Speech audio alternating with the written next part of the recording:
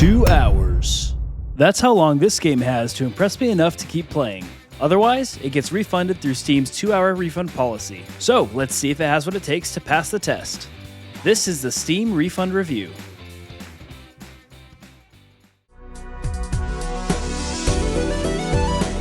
Balatro is a 2024 roguelike game that could just be the new Solitaire. The Steam description for Balatro reads, "The poker roguelike, Balatro is a hypnotically satisfying deck builder where you play illegal poker hands, discover game-changing jokers, and trigger adrenaline-pumping outrageous combos." Now, if you're a subscriber, I know what you're thinking. How many roguelike deck builders can this guy play? First Slay the Spire, then Inscription, now this? Listen, I'm a simple man. I like card games with endless loops. Sue me. Balatro has a 98% overwhelmingly positive rating on Steam and is highly praised, especially by critics. However, I've seen a lot of people out there ask the question, how good can a simple card game be? Let's find out. So Balatro throws you right into the tutorial where a joker named Jimbo tells you the rules and teaches you how to play the game. Just like the description says, you score points by playing poker hands, and that's the gist of it. But I was quickly learning that there's more to the game than just that. The game slowly introduces cool new mechanics as you work your way through the tutorial that I can tell will change the way that I play the game drastically.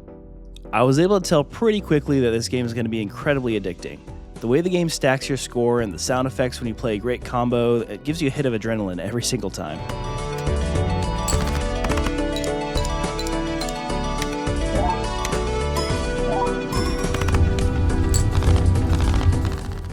I've never been a huge fan of games like poker or solitaire, but there's a chance that this one could change my mind on that. The game seems simple enough that anyone could jump right in, but I can tell right away that there's also a ton of ways that you could strategize to optimize your deck and score an insane amount of points if you try hard enough. So digging a bit deeper into the gameplay, like I said, playing poker hands to score points is just the beginning of it. You get a set number of hands to play per round, as well as a set number of discards if you don't like the cards in your hand. To score big, you'll accumulate up to 5 jokers and keep them in your joker stash, or whatever it's called, which will multiply your score at the end of the played hand. The cards you play dictate how many chips are scored, and like I said, the jokers multiply that number of chips. There are 8 antes, or essentially levels, to get past to beat the run. Each ante has 3 rounds with a boss at the end of it, which will implement some sort of debuff on your hand, such as face cards don't score, or you only get to play 1 hand.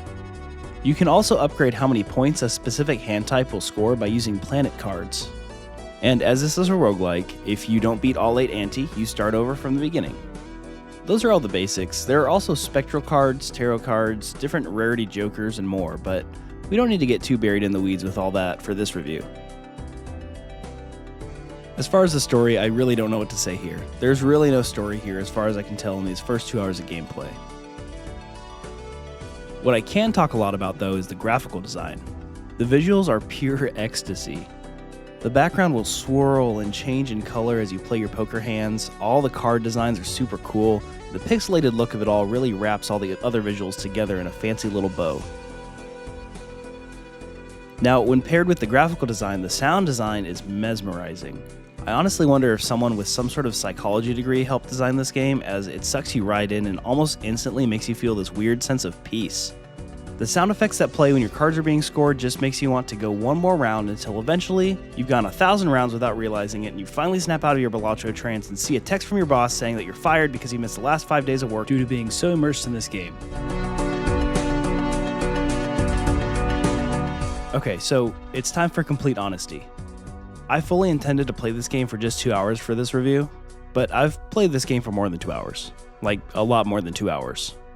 I really was fully intending to just play for 2 hours, stop, make the review, and move on with my life. But no, I've played for about 35 plus hours so far. But let's talk about the verdict based on my first 2 hours of gameplay, and pretend like I only played for 2. So to start, let's look at the value of the game. It's only $15 on Steam, and according to howlongtobeat.com, it takes 7 hours to beat the game. However, look at those completionist hours, 210? Yeah, I'd say if someone could milk 210 hours out of a $15 game, then it's beyond well worth it. I probably sound like a lame old man, but based on my first 2 hours of gameplay, I'd give the game a 9.5 out of 10. It's a good thing that Steam's refund policy is 2 hours or less though, instead of 1 hour or less, as I was not nearly as invested for the first hour as I was in my second. Hour 2 is when I really started to realize I was going to have to apologize to my wife and kids for having a new incurable addiction. If you would have asked me in my first hour of gameplay, I honestly would have said Refund Balatro. I don't know why, but it took me about 90 minutes to truly get sucked in and realize that this game was amazing, and like I said, I ended up playing another 33 hours on top of that because of how mesmerizing and addicting this game is. At the 2 hour mark exactly, it's a certain replay it instead of refund it. After 35 hours, my rating would be marry it and cherish it forever.